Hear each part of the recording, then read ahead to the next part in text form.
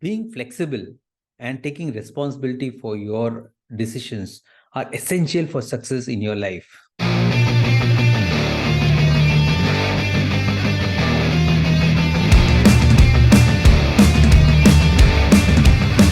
Hi, this is Vasudevan, author of Follow Your Heart, Your Brain is Stupid. In this episode of the Heart to Heart Chat Show, Sonali shares with us how her flexibility, willingness to learn, and taking responsibility for her decisions were responsible for her phenomenal achievements in her corporate life and thereafter. Let's jump right into the chat show. Hi, Sonali. Welcome to my chat show. It's a pleasure having you here. And thank you very much for accepting my invitation. Thank you, Vasu. It's great to be here, and thank you for inviting me to be here. Yes, we have with us another amazing guest, Sonali Dutt. She's a corporate executive turned organic farmer. You heard right. She's now an organic farmer. She spent over 33 odd years and she retired from Bry-Air as Vice President Corporate Affairs. And she is now a consultant and a mentor and a sustainability advocate. When I was having a chat with Sonali, she shared very briefly about her journey and what are the changes that happened in her life. That was when I decided, I have to feature Sonali in this chat show because there's a lot that one can learn from her experience. She's someone who's extremely flexible and adaptable to various changes in her life, and that's what has been the secret of her success. Sonali, once again, thanks for joining us, and I would like you to share with our viewers some of the turning points in your life and how you maneuvered through them and what were the challenges you faced. Yeah, over to you. Thank you again, Vasu, for this opportunity. And when you talk about turning points, when one has lived life as it has come, maybe in our days, you were studying, you were doing good in your studies, but they were not so much a focused career, except that you should do well. I looked back that the first turning point probably came to my life when I was in college. I had studied in school all over India, as my father had a transferable job, and our school, we were the first batch of ICSC at that time, 10th, plus 12 in Jalandhar. At that time, my father was posted in Jalandhar. Our school did not have plus 12. So we went off to college to do our pre-university, 3 years of graduation. You did well, and as was the norm, everybody was going to do medical. All the women and girls would take up to do medical and whatever. So I also joined the medical stream as I had good marks in science and everything. But the college was a culture shock. From a totally convent education throughout my life, I came to a very strict Arya Samaji college. So one was looking forward to having fun in college, and here I came to a college which was stricter than school, with uniforms, or rather dress codes and everything. Managing in that became a little difficult, and I started doing my pre-med. And when I gave my PMT, to my horror, I had been a good student. I missed my medical college, the thing by 0.0 whatever, I found out later. Okay. But my ego was crushed. My ego was crushed. And I kind of said, no, the college is not suiting me, not the thing. So I changed over immediately to arts. Everybody told me, go ahead. So that was my first turning point. So you told yourself, this college doesn't deserve me. No, I went to the same college. I had to still prove myself. Okay. And so I took up English literature, which was always a favorite subject, but I never thought I would take it up as for academics, because you loved English, you read books and all. And history was something, again, I liked. But somewhere down the line, I said, let me take up economics also. Okay. So that was the first turning point in my life. So I changed over, and college didn't offer any economic honors, and this was in second year, because I'd already done my pre-university and pre-med in science. So I changed over. Did well. I actually got a scholarship for studying economics later and topped the university in English literature. Again, something in me said when I was going off to the university that let me follow up with economics instead of English literature. Well, everybody expected me that you've done well. So I decided to do economics. So I ended up doing postgrad in economics. Okay. So that was there. And then the turning points came and you adjusted yourself and did well there. So I think the second turning point was the job hunt. My father was a senior government official. He would have wanted us, he did want us to, both me and my brother, to go into civil services or to banking. Right. But to give kudos to my parents, and I'm talking about the 70s, they had brought up us with very liberal this thing, and they gave us the liberty to choose ourselves. So of all the things, I wasn't sure what I'll take up. So I joined the company at that time. It's IMRB, Indian Market Research Bureau. At that point of time, it was one of the top market research firms in India. So I joined that. And then somewhere in me, I decided to take up their so-called contract jobs instead of a full permanent job. So I would take on their projects, and I was put through a full field training in which I had to go out and interview people. From my comparatively sheltered background here in Delhi, I was going to the absolutely lower middle class or slum area, and also the very, very rich, the GKs and those areas to do some field research, with your questionnaire. And then I had to analyze them and make up a report. So that was good. I did that for a year. Then went into direct sales where not many women were there. And that too, I joined a private organization selling office automation, EPABX system, where the first question was that how was a young woman coming and selling? And because you had to visit different offices and usually meeting the managing director and that of the company. And the first barrier I would face is because I was a girl, because I don't look too much, I didn't look very old at that time. And the second was that, how do you expect me to have just one phone? That time the fashion and the ego was how many phones you had in one stable. So to convince somebody that one phone would actually do everything didn't really fit. So that was, I did 2 years in sales, and then I joined my current company, from which I took my retirement. I was there for 33 years. So I have about almost 36, 37 years of total experience. And this company, when I joined, it is an engineering company. I was a non-engineer, joined their marketing department, more for content writing and market development. And then thought that I didn't have a career there because everybody was an engineer. However, I used to have this discussion from my boss that, what do I do? He said, find out something new. We are a growing company. So I would actually, from marketing, communication or development, with my market research background, I brought in a little bit of market research to the organization.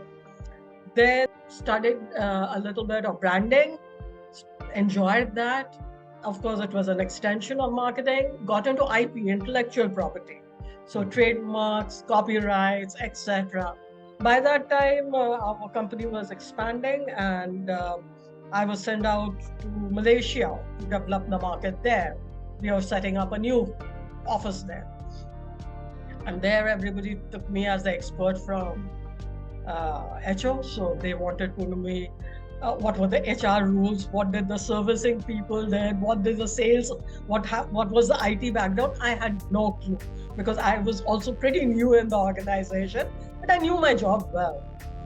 So I kind of set out as to write this long fax and telex messages to the HR and get information from HR how the whole company works. And that gave me a good, background of being I would say jack of all trades, neither master of all trades. So I was somewhere in between. I could absorb information very quickly. And most people thought I was an expert on everything. So when I talked to lawyers, they thought I was a lawyer. When I talked to branding people, they thought I was an expert on branding. So I had that gift that sales and market research had given me. So these were the few turning points. And the last one is, of course, when I decided to give my career up in corporate and turn a organic farmer. The farm Amazing. is literally farm doesn't have electricity, so it's all solar. The water is from the well, so you don't have that this way. There's no air conditioning, so you all of a time you started living a slightly different life. Though I am stationed in Goa, so I live in a city and I keep going there, and that is how it is. But the journey has been very interesting. If I look at back, something new. I always wanted to do something new and see if I could excel in that. So that is it. Wow, what an amazing three major turning points in your life. Sonali, I want to ask you, 36 years, 3 years at Bry-Air, and then you had worked earlier in some other company, right?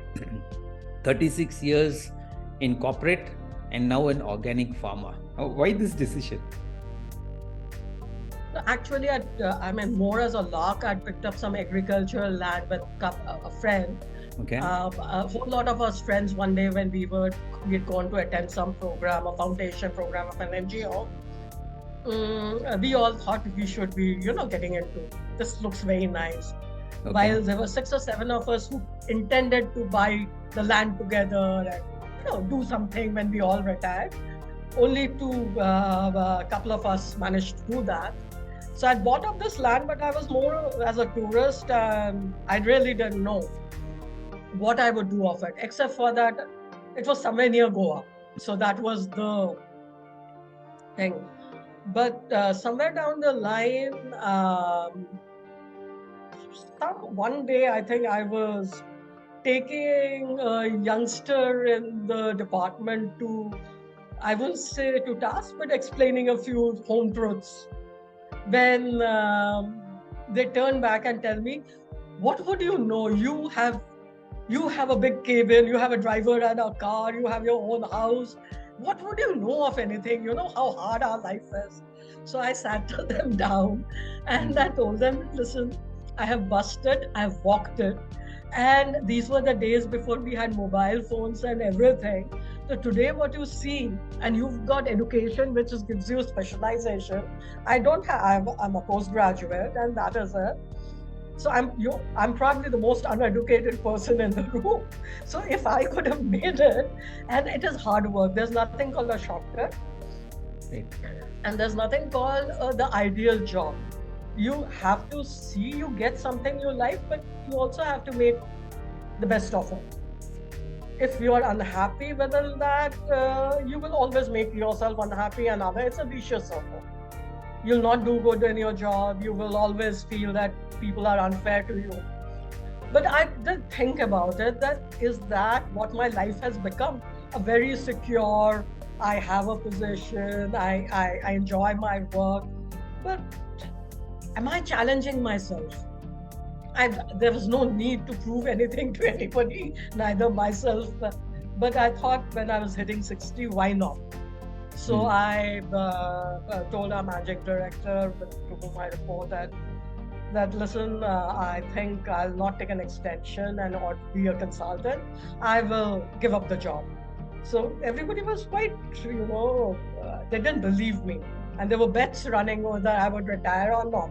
Because I was one of these 24/7, 365 days of person, who would work very, very hard. And I enjoyed working. I loved my job. But I said, why not? I have this piece of land and I've been going there as a tourism. My friend was based there and doing a lot of things. But let me I have that land. Let me see what I can do. So the first step was to move to Goa. I said, okay, I'll have to build a house there. And, so let me station myself in Goa. So living Gurgaon, the facilities there, Goa is not an easy place to live. It's a lovely place to come and holiday, but I had to get rid of all my concepts of planning. I need this to be done today in this many days. No, that doesn't happen that way. Transport was a thing, and I realized this was the first time I was looking for a rental accommodation. I had lived in rental while I was growing up, but my parents were looking at that. And in my grown up years, I have always lived in houses where we owned the place. So that was a journey. Then settling down, managing without a vehicle for a few months, which opted when I realized that, okay, then I drove my car from Gurgaon to Goa. That was another adventure. Wow. Okay. And then and then the farm, I went and lived in the farm for about a week, 10 days without anybody being there. The To decide whether I should build a place there or not. My friend had the place there, so when everybody was away, the people would come in the morning and leave in the evening. So from 5 in the evening to 8 in the morning, I would be all on my own without connectivity, literally. Only BSNL worked in somewhere. Between 8 acres, or rather 8 acres of our land where there was nobody, and surrounding fields because the villagers went back to the houses in the village to live. The gate was half a kilometer, the nearest neighbor was a kilometer away. So when I lived there for about a week or so, between the thunderstorm and whatever, I realized, okay, I can do it, I can do that. So that was it. Wow. And how long back did you move from Gurgaon, and how many years had you been in Gurgaon before that? Gurgaon 20 years, Delhi NCR 85 onwards. 85 before onwards. that, Delhi 85 onwards. I moved to Gurgaon in 2003. And I moved to Goa actually properly in May 20, somewhere in 2022. 21, I was looking for houses. I kept going back, till I realized that you should look for houses after April, because nobody gives houses in the tourist season. Right. Everything is very... It's an amazing decision, so late in your life to take, because what I've seen is even much younger people taking such a decision, so many years in one place and then relocating to a brand new place. I don't think you've ever lived in Goa before. You're just I've been coming to Goa since 86 actually. One of my first trip to Goa was in 86. Just started working there. I just started my working career. Okay. And I remember, if I look back, that somewhere down the line I had this thing. It's a lovely place here, even if I get any little job, maybe about receptionist or anything, to get by. So I like the vibe there. I still love it. I still like it. And it's eased off the pressure, but but somewhere the decisions were not so hard, for me, because I had only myself to consider. Right. So I needed to work up the courage to change. I have this lovely set of friends and support system in Gurgaon and NCR. Goa, I knew people, but I really didn't know people. When they were somebody whom we had met in a conference or whatever. So I was actually on my own. So it was hard, but it's been fun also. It's satisfactory. Being alone has its advantages and also has its disadvantages, right? Because when you're alone, you feel, there's no problem, I can manage. But at the same time, when you're alone, you have nobody to discuss things, right? That makes discussions happened over phone, etc. Because my friends made sure that my brother, we are in touch every day. He's in Noida. So my friends from Gurgaon and everybody would keep in touch. They were more worried than I was.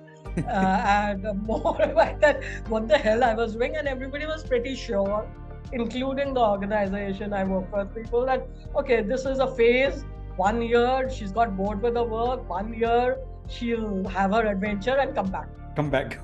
They were like, so I think the 1 year became 2 years, and now everybody's kind of. Right. Looking back at that decision, you feel it was the right decision? Because I think it was more not a logical decision, but more from a heart that you felt, I want to do something, I want to challenge myself, I want to do something different, and then you took the decision. Is that the right statement? I think it was somewhere logic followed by this. Where I had the farm, I wanted to do something about it. It was a lovely place, but I wanted to also. There were two things which I had. They say that when I was working, that I would, whenever I gave up my job, I would take up things which I never had time, but I wanted to do, without the stress of finance being that I have to work to get the money in to live my life. So if I took up something, it would be because I enjoyed doing it, and I wanted to make the farm a success. I wouldn't say I'm there, but it is on the right path. I am marketing my cashews and pepper, and so it's a different thing. And my marketing and communication comes in touch because I'm designing the labels or packaging or whatever. And there's a little goal, okay, what the money is flowing out every month. Somewhere down the line, can I make sure that money stops flowing and the farm arms for itself? Right. And I'm quite excited now to plan a few other things, at the farm. So hopefully in the next couple of years, I'll have maybe a small training this thing for natural farming, taking people who would want to learn natural and organic farming for longer periods of time. So I'm building accordingly, building a house accordingly, etc. Experiment with some other things. We have to enjoy the journey. Sometimes we make ourselves very unhappy if we don't enjoy the journey, and the goal can change. So I would like my vacations also. I have taken up honorary position as a national president of a women's chamber of commerce. They're one of their councils, the Corporate Sustainability Council. So in a way, I've met this amazing group of women. I mostly work with men all of my life. This amazing group of women who are experts. I'm learning new things. So that's a lot of enjoyment I have here, and I have time for myself. If I don't have to, best is not getting up in the Monday morning and getting to work. I completely agree. You should do what you enjoy, and there is no pressure to do something. So Sonali, what would be 2 key messages that you would like to leave with our viewers based on your experience? It's been an absolutely amazing experience. So if you can share 2 messages that you'd like to leave. I think one message which has worked well for me is that don't narrow down your opportunities or what is coming your way. Don't look at things very narrowly. That, oh, my expertise is this. Oh, I'm paid only this. This is not my job. I think opportunities came to me because more to me and than my colleagues who were there is because I was willing to look at things new things, and gave me a lot of opportunity to travel abroad. I was sent to Shanghai. I was there for a year. Malaysia and all those places, at that time not many women traveled, and forget women traveling for work, not many women travel on their own to teach somebody there. So that has worked well for me, because every stage of life there is a different stage of life. Maybe this decision of moving away I would have taken it 30 years ago, though a lot of people are doing it, youngsters are doing it. Second is, whatever decisions you make, nothing is in stone. But do take responsibility for your decisions. Don't blame the others. It hurts you. It hurts the people you love. If you keep blaming them for your decisions, Oh, I didn't move cities. I didn't take up this job. I didn't go abroad. I didn't change my job because of my children's education. My spouse was this thing. My parents were not keeping well. My boss was, I'm unhappy in the job because my boss was not good. My surroundings are not good. It doesn't help. After all, it's up to you to change your surroundings. It's up to you to do something for yourself. Because the most important person is you. So if you don't keep yourself happy, it's not the other's responsibility to keep you happy. So take decisions. They can go wrong. You have time to correct them. You learn something in the process and be responsible for them. Yep. So I think really, really profound points, Sonali. This is something which many don't realize, because one is they don't take decision because they don't want to be responsible for that decision. That's one reason that a lot of people avoid taking decisions. The other one is, even if they take decision, if it goes wrong, they never introspect. They try to find fault in others, and that's not, as you rightly said, it's not going to help. You got to take that responsibility. You're taking that decision. You got to make it work just like you did. So viewers, wasn't that an amazing journey of Sonali all through her life? She was very flexible, adaptable, willing to learn, willing to adapt to the changing circumstances, and most importantly, taking responsibility for her decisions. These are two main things which has given her that success in her life. Today she's again doing something which is giving her happiness, right? That's most important. At the end of the day, whatever we do, ultimate reason is that we want to be happy. That's it.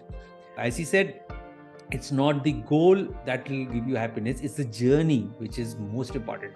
That is my key learnings, Sonali. And viewers, if you have any other takeaways from this, please do comment, and it'll help the other viewers when they see a different perspective, from this. Yeah. So Sonali, once again, thanks a lot for joining us today. It was an absolutely amazing session. Viewers, if you liked, if you found value, do consider liking, sharing, and subscribing to the channel. Once again, thanks Sonali, and thanks viewers for being here till the very end, and see you in the next. Bye-bye. Thank you, Vasu. Thank you, and thank your viewers. I thank you, viewers, Thanks. for having me here and giving me an opportunity. It helped me to get my thoughts in order also. No, it was a really great session. Thank you.